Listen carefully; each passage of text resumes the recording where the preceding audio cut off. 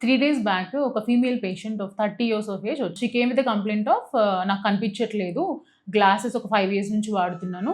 రీసెంట్‌గా ఒక 2 మంత్స్ నుంచి నాకు కనిపించట్లేదు అనే కంప్లెయింట్‌తో వచ్చారు. నేను చూసినప్పుడు విషన్ అనేది ఒక ఐలో చాలా తక్కువ ఉంది. నేను పేషెంట్‌కి చెప్పాను, ఇలా కాట్రాక్ట్ డెవలప్ అయిందండి.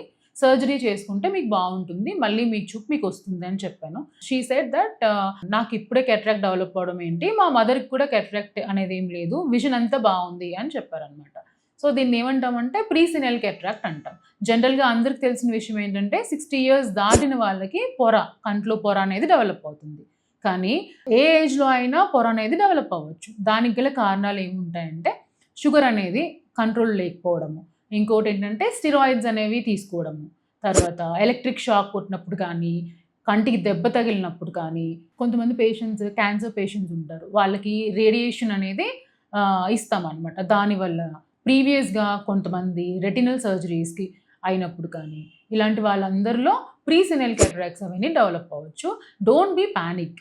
మా దగ్గర ఇప్పుడు లేటెస్ట్ టెక్నాలజీ ద్వారా మనం సర్జరీ చేసి మళ్ళీ మీ చూపును మీరు పొందగలిగే అవకాశం ఉంటుంది. Thank you.